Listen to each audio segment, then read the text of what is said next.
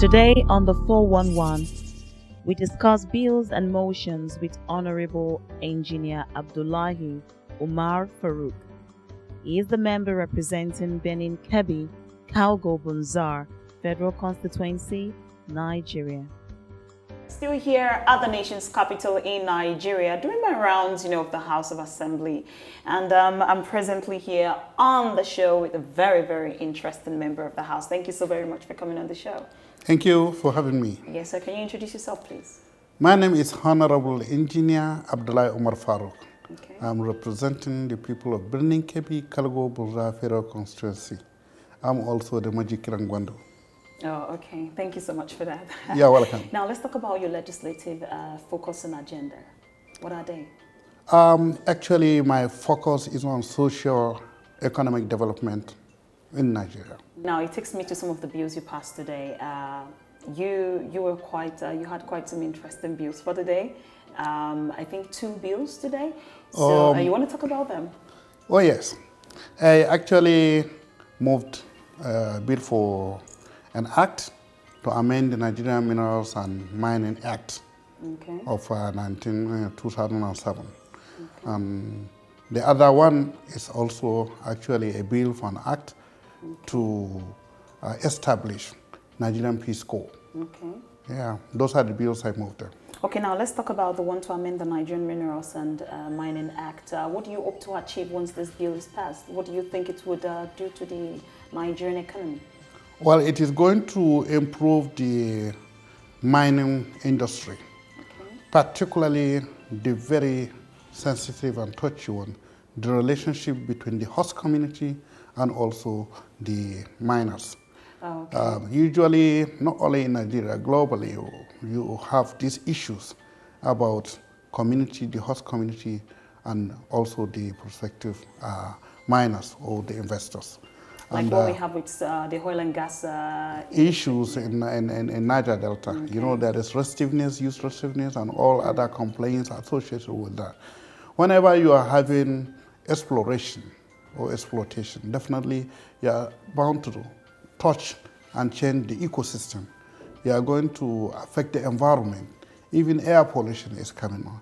And then naturally there has to be some understanding between the community who are at the receiving end of your activities or exploration as a miner, and then the government itself, who has the responsibility to ensure to the social welfare of the people. Okay. So definitely the law allowing you to come and invest and mine and explore the minerals must be in consideration of the community itself. Okay. And there must be some kind of thing you need to do to the community to take care of their problems, which your activities might have induced or caused to them.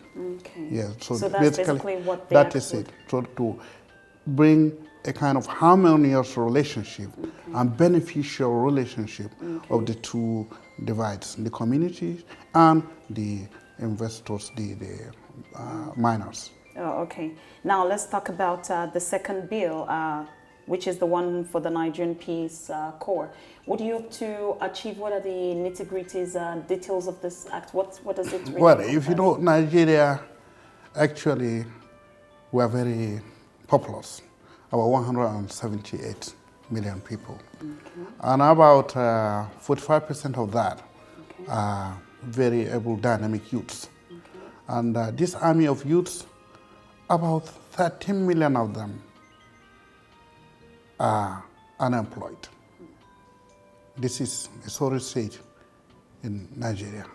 And we really feel for that. And if you look at the several crimes and social vices that are thriving in Nigeria, be it kidnapping, be it armed robbery, be it raping, be it cattle rustling, be it any kind of criminal tendencies, you'll find out youths are at the center of it. Most of them, not because they like it, but simply because they are not engaged. And they say idleness is a double workshop. And definitely we have to, as a government, also as a parliament, we have to do some actions that will take this kids away from the street and find some meaningful and gainful employment to do. So one of those areas I consider is the Nigerian Peace Corps.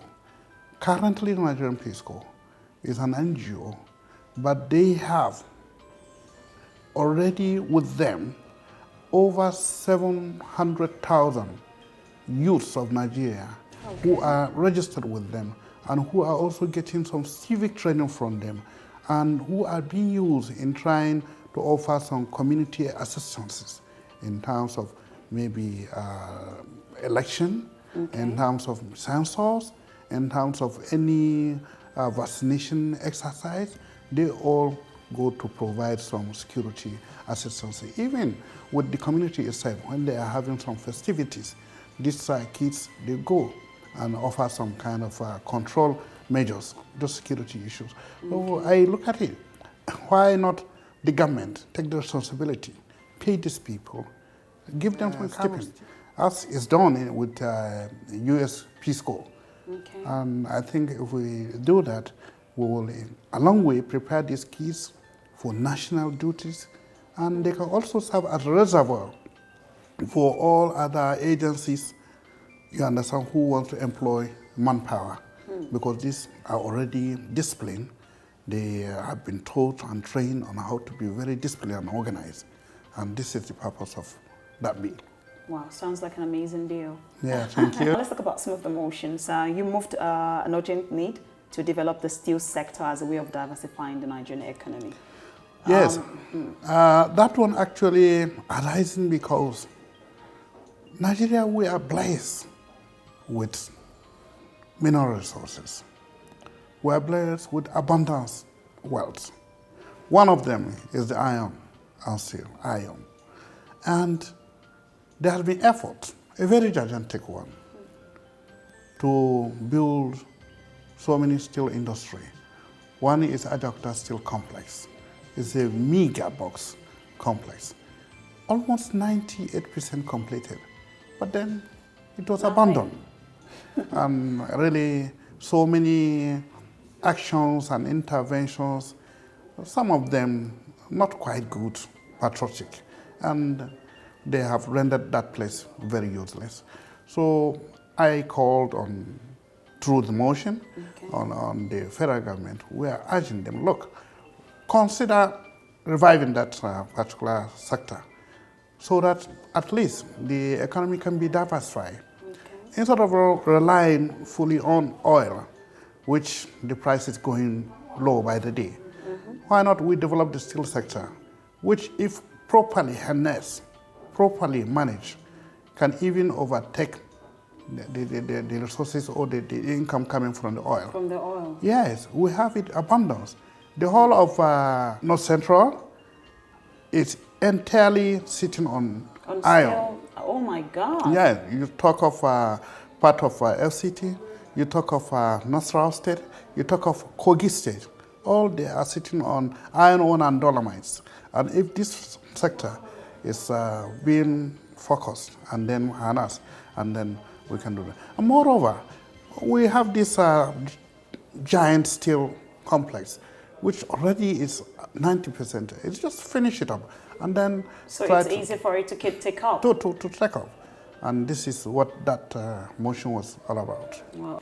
Now you also, you had another motion. That's the one for the need to investigate the evasion of tax.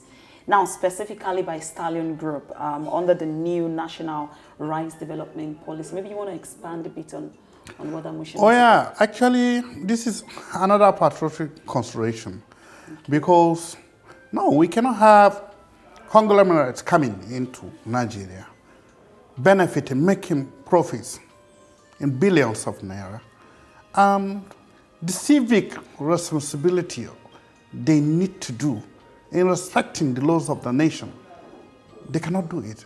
They will always find one way or the other to evade the taxes.